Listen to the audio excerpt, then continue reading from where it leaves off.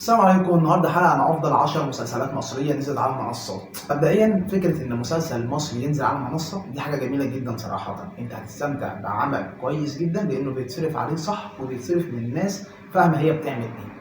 بيبقى افضل بكتير صراحه، او على الاقل بالنسبه لي انا شخصيا افضل بكتير من مسلسلات رمضان، لان اولا لاغي فكره ال 30 حلقه، بتلاقي افكار مختلفه، بتلاقي مسلسلات بتاخد مع الروايه، بتلاقي مسلسلات بيبقى فيها مؤلف قوي. حرفيا انت بتستمتع بكذا حاجه ومن كذا جانب، فبيبقى بنسبه كبيره او اغلب الاعمال اللي بتنزل على المنصات بتبقى ممتعه جدا. من غير كلام كتير خش على المركز العاشر، مسلسل سفاح الجيزة. الإخراج لهادي الباجوري والتأليف لمحمد صلاح. طاقم العمل أحمد فهمي وباسم سمرة وركين سعد وحنان يوسف. المسلسل بيحكي في قالب من الجريمة والغموض حول عدد كتير من الجرائم اللي بتحصل عن قاتل متسلسل، ونشوف الضابط اللي عامل دوره باسم سمرة هيحاول يحل النقطة دي ازاي ويقدر يوصل للآخر. فحرفيا ده طول المسلسل 8 حلقات بس، كلمة إثارة قليلة. المسلسل حرفيا في كل حلقة بيقفل بكليف هانجر جميلة جدا. والاداء التمثيلي لاحمد فهمي هو ده بالنسبه لي المفاجاه في المسلسل. حرفيا هتتفاجئ باداء احمد فهمي. كلمه بيغير جلده قليله، وعلى فكره نادر اول لما تلاقي مسلسل بيغير جلده مره واحده، وده شيء عايز جراءه وعايز ثقه. فاهمني؟ ده مش شيء سهل. ان الممثلين صراحه اللي نجحوا فيه احمد فهمي، انت معتمد عليه فكره ان الراجل ده بيقدم كوميديا بحته، بيقدم طريقه معينه في التمثيل. هتتفاجئ خالص. يعني طول المسلسل انا مش قادر اصدق ان ده احمد فهمي. فهو بالنسبه لي اكبر نقطه ايجابيه في المسلسل دوت. فبالبلد عايز تتفرج على اداء تمثيلي جميل وموسيقى ولا اجمل من كده، والاخراج صراحه من هادي الباجوري كان ولا اروع، والاداء التمثيلي باسم سمره. هو كده كده باسم سمره عظيم، يعني انا مش هخرج اقول لك دلوقتي ان باسم سمره انا متفاجئ بيه عامل اداء واو. لا، اللي هيتفرج على المسلسل وشايف ان الاداء ده واو ده العادي بتاع باسم سمره، فاتفرج على المسلسل هتستمتع بيه جدا. ونروح للمركز التاسع، مسلسل اللعبة. أفضل عمل مصري كوميدي في آخر 5 سنين، أو يمكن في آخر 7 8 سنين كمان. فكرة إن عمل كوميدي ينجح بالطريقة دي وينزل منه 4 مواسم، والأربعة كلهم جمال جدا، الأربعة تستمتع بيهم جدا، مفيش ولا واحد فيهم تقدر تقول عليه مثلا إن هو وحش أو الكوميديا فيه ضعيفة. لا صراحة المسلسل ماشي بنمط جميل جدا صراحة. ممكن يجي عليه في بعض الحلقات ان تلاقي الاداء بيقل او الكوميديا فيه بتقل، بس كتوتال نهائي المسلسل كلمة ممتع قليلة. القصة بتتكلم حول 2 اصدقاء بيجي لهم تليفون بيطلب منهم منافسة بينهم، وكل ما بيحققوا مهمة بياخدوا نقط معينة وبياخدوا عليها فلوس. فصراحة لو تقدر تتفرج على ال4 مواسم كلهم اتفرج عليهم، هتستمتع بيهم جدا صراحة. ونروح للمركز الثامن، مسلسل موضوع عائلي من اخراج وتاليف احمد الجندي. طاقم العمل ماجد الكدواني وسام ابراهيم ومحمد شاهين ومحمد رضوان ورنا يوسف وطه دسوقي. القصه بتحكي حول شخص اسمه ابراهيم شغال طباخ، بيكتشف ان ليه بنت، وبيكتشف ان هو مسؤول عن الوصايه عليها لمده 6 اشهر. حرفيا هنتفرج على اداء تمثيلي من اجمل ما يمكن ماجد الكدواني، وده هو العادي بتاعه صراحه، بس اداؤه في المسلسل دوت بالذات ممتع جدا. كلمه واكل الكاميرا قليله جدا. والكوميديا في المسلسل انا لغايه دلوقتي ما اقدرش اقول عليه تصنيف معين. لو من وجهه نظري انا اللي هصنفه، ما اقدرش عليه. يعني لو قلت عليه تصنيف كوميدي، هو فعلا مسلسل كوميدي جدا. يعني انت هتتفرج على كميه مشاهد كوميديه صريخ ضحك، يعني اكتر مسلسل ممكن يضحك اصلا في اخر 5 سنين. لو قلت عليه مسلسل درامي فجميل جدا، المعالجه الدراميه حلوه جدا، رتم الاحداث كويس، والاداء التمثيل وفي مشاهد حزين. انا بكيت في المسلسل كتير، فحرفيا انت هتتاثر بالمشاهد وبالاداء يعني تحس المسلسل حزين في بعض من الحلقات، وبعد كده تلاقي المسلسل لا ده مسلسل كوميدي. لا يا جماعه ده المسلسل فيه مش عارف اثاره. لا، حرفيا المسلسل ممكن نقول عليه مسلسل كوميدي ودراما، بس حزين شويه في بعض الحلقات، وفي نفس الوقت مسخره في بعض الحلقات. فانت هتتفرج على معادله جميله جدا واداء تمثيلي ولا اروع من الجميع. ونروح للمركز السابع، مسلسل أزمة منتصف العمر. العظمة بتاعت كريم العدل. مسلسل من إخراج كريم العدل وتأليف أحمد عادل. طاقم العمل كريم فهمي وريهام عبد الغفور ورنا رئيس وهند عبد الحليم وعمر السعيد. القصة بتحكي بعد ما تتجوز فيروز من شخص أكبر منها بكتير، بتقع في حب زوج بنتها، والعلاقة دي بتسبب لهم مشاكل كتيرة. حرفيا المسلسل من أجمل الحاجات اللي فيه الإخراج. إخراج كلمة جميل قليلة جدا. يعني حرفيا فكرة إن مسلسل مصري ينزل يحقق 7 نقط بتاعة الإخراج والتأليف، ما بقولش إن المسلسل حققهم، بس بتاعة الإخراج والتأليف والموسيقى والريتم الأحداث والتصوير والأداء والقفلة، دي حاجه صعبه. فحرفيا المسلسل ده يمكن حقق 5 6 نقط منهم، وده شيء كلمه عظيم قليله. الاخراج جميل جدا والقصه حلوه جدا ومتماسكه قوي، رغم ان فيها نقط بعيدا عن النقط الدينيه اللي فيها، بعيدا عن اي خلاف، بعيدا عن اي نقاش، بعيدا عن ده كله خالص. احنا مش جايين نحلل من وجهه نظر الدين، احنا مش جايين نحلل من وجهه نظر الشرع، من وجهه نظر القانون، مش جايين نحلل ده كله اصلا. جايين هنا بتكلم عن عمل فني، اداء تمثيلي ولا اروع من الجميع، بالذات ريهام عبد الغفور. الموسيقى كانت جميله جدا، الاخراج كان من اجمل الحاجات في المسلسل ان لم يكن اجمل حاجه، رتم الاحداث والكليف هانجر اللي بيقفل بيه. فحرفيا المسلسل كلمه جميل قليله عليه. اقوى الحاجات اللي فيه الكليف هانجر، انت هتيجي كذا حلقه اللي هو ده، انت احمد ربنا احمد ربنا ان انت بتتفرج على المسلسل والمسلسل كله نازل لك يا باشا، خش حمله اتفرج عليه كله مره واحده. انا كان بيجي عليا اوقات يا جماعه انا عايز الحلقه دي باي طريقه، لازم استنى ليه للاسبوع اللي جاي. فدي صراحه نقطه مش عارف اذا كانت ايجابيه ولا سلبيه على المنصات، بس مش وحشه يعني، الاسبوع لحد كبير متقبل، لان في حلقات بتقفل بطريقه جميله جدا وتبقى انت هتموت تعرف الحلقه اللي بعديها ومضطر تستنى اسبوع. فدي حاجه يحتسب للمسلسل ان هو بيقفل الحلقه بطريقه رائعه. لو ما شفتش المسلسل حرفيا فايتك كتير. ونروح للمركز السادس، الغرفة 207، إخراج محمد بكير وتأليف أحمد خالد توفيق اقتباسا من روايته الغرفة 207. المسلسل طاقم العمل بتاعه محمد فراج وريهام عبد الغفور ومراد مكرم ونادرين فرج ويوسف عثمان. القصة بتحكي على الغرفة 207 اللي كل اللي بيدخلها بيموت، وبيجي جمال بيخش الغرفة وبيحاول يفهم إيه اللي بيحصل، بتقلب حياته رأسا على عقب. في ناس طلعت قالت محمد فراج كما لم تراه من قبل. محمد فراج أداؤه في المسلسل دوت اداء كلمه جميل قليله، بس مش كما لم تره من قبل. انا شايف محمد فراج عنده اقوى من ده بكتير. حرفيا اداء تمثيل محمد فراج ولا اروع، بس ده العادي بتاعه، اللي شايف ان كان ممكن يجيب اعلى من كده كمان.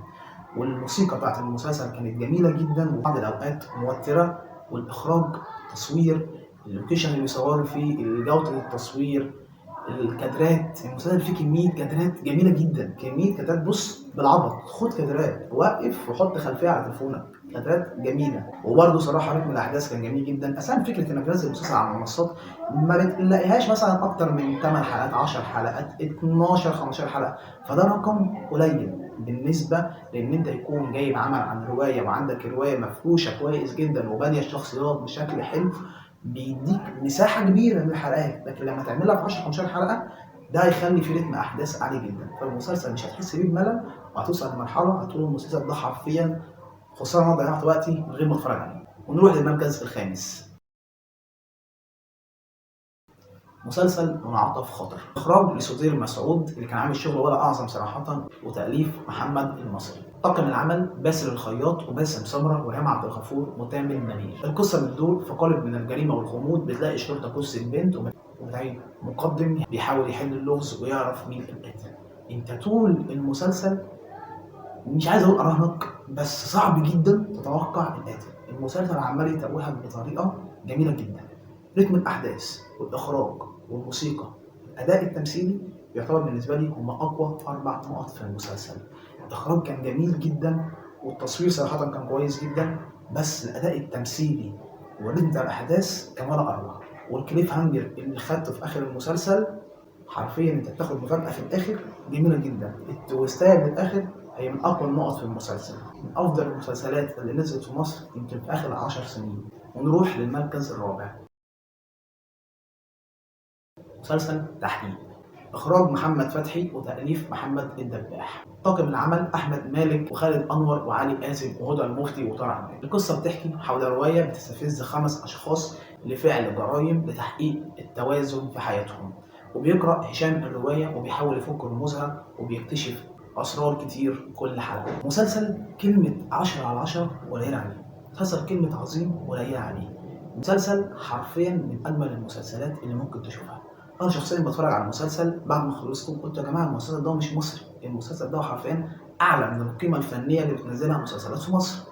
مسلسل جميل جدا. الاداء صراحه اللي كان جميل من اغلب المسلسلين، بس من اقوى النقط اللي عجبتني التصوير والكادرات والموسيقى اللي في المسلسل. حرفيا انت هتحس ان انت جوه عالم تاني خالص. فلو ما شفتش المسلسل فايتك كتير ولازم تتفرج عليه دلوقتي، اللي واقف الحلقه روح اتفرج على المسلسل حتى ما تكملش الاثنين الجايين. ونروح للمركز الثاني، مسلسل صديق، القصة بتحكي عن لعنة فرعونية بتقتل كل شخص بيتعرض ليها بطريقة مختلفة، بس بشرط إنه يكون في برج معين. يعني الشخص ده بيموت في البرج اللي اتولد فيه، وبيخش مجموعة من الأصدقاء وبيحاولوا يفهموا إيه اللي بيحصل وليه اللعنة دي بتعمل كده، وبيحاولوا يوقفوها ونشوف إيه اللي هيحصل. حرفيا أنت كل حلقة بتشوف أحداث عمالة تعلى بطريقة مفيش أجمل من كده. انا فعلا والله فعلا جيت في حلقه من الحلقات وفي مشهد معين بدون ما احرق لحد، انا قلت يا جماعه المسلسل ده يتقارن بمسلسلات اجنبيه، والله فعلا يتقارن بمسلسلات اجنبيه، ومش مسلسل اجنبي وسط، لا يتقارن بمسلسلات اجنبيه تقيله. مش قصدي طبعا اللي هي تقيله خالص وبريكنج باد وجيم اوف ثرونز، لا طبعا، بس فعلا المسلسل قليل قوي ممكن تشوف المحتوى ده او الكواليتي ده او الطريقه في التنفيذ دي او رتم الاحداث دوت في اي عمل مصري تاني غيره. فحرفيا وبدون مبالغه من اجمل المسلسلات اللي شفتها في حياتي اصلا، ومن اجمل 3 مسلسلات نزلت على المنصات. ونروح للمركز الثاني، مسلسل من كل اسبوع يوم جمعه، اخراج محمد شاكر وتاليف ابراهيم عبد المجيد، اقتباسا من الروايه. طاقم العمل آسر ياسين، منى شلبي، سوسن بدر، واحمد خالد صالح. القصه بتحكي عن ليلى اللي الماضي بتاعها مجهول، وتضطر ان هي تعيش تخدم شخص اسمه عماد في بيته واللي هو مختل عقليا، وبتبدا تحصل سلسله من جرائم القتل كل يوم جمعه. حرفيا انت هتشوف عمل كلمه شابوه قليله عليه، لان النوعيه دي المحتوى اللي قدمه ده شيء قليل قوي احنا بننتجه. يعني من شيء من السهل انك تلاقيه في اعمال مصريه ويتعمل بالطريقه دي. طريقه التنفيذ كانت جميله جدا، جميله جدا بطريقه ولا اروع. وطريقه السرد وفكره ان في حدث معين انت بتستناه من كل اسبوع وكل يوم جمعه تحصل جريمه، دي طريقه اصلا عظيمه. وبالمناسبه المسلسل نوعا ما ممكن تقول عليه في مشاهد دمويه تقيله سيكه، مش المسلسل التقيله سيكه اللي هو ايه ده ايه الاوفر ده مش هينفع اتفرج على المسلسل، لا مش الدرجه دي، بس لو مالكش في الموضوع بتاع الدمويه دوت ما تتفرجش.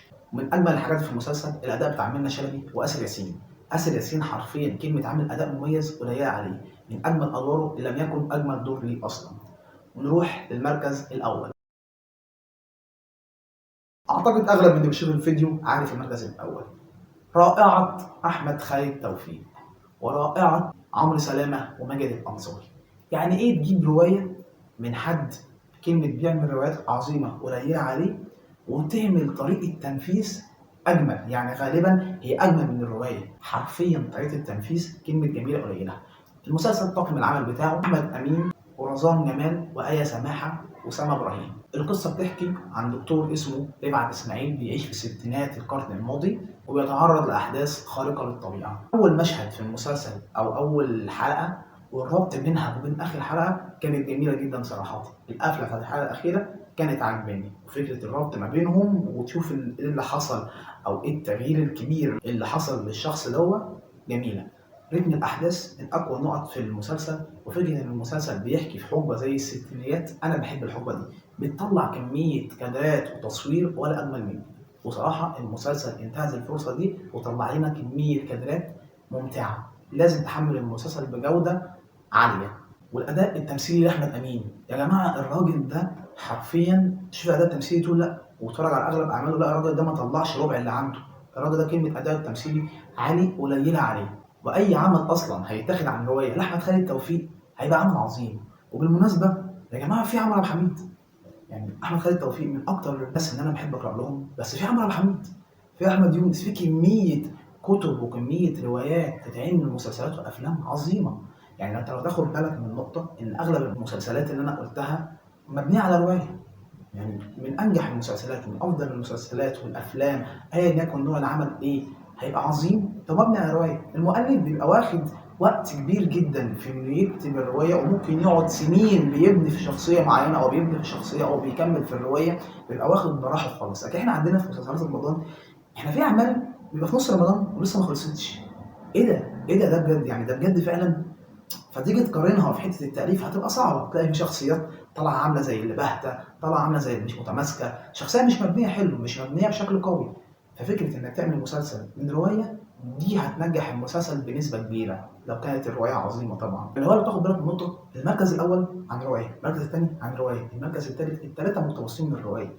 يا جماعه احمد خالد توفيق الراجل ده يستاهل انك تعمل كل روايه ليه. وبالمناسبه ليه روايه اسمها الميرنتي. لو بتحب فكره سفر عن الزمن لازم تتفرج على الروايه دي. مش عارف الموضوع ماله خرج من المسلسلات وراح الروايات ليه، بس حرفيا قصه ان المؤلف او انك تعمل عمل عن مؤلف كاتب روايه وتاخدها تحولها لمسلسل، دي حاجه عظيمه وفي الغالب هتنجح المسلسل. في النهايه ده من اجمل المسلسلات اللي شفتها، ودول افضل 10 مسلسلات نزلت على المنصات مصريه شفتهم من وجهه نظري انا الشخصي فقط. وبس كده. لو عجبتك الحلقه ما تنساش المتابعه، في حلقات كتير تنزل الايام اللي جايه، وسلام.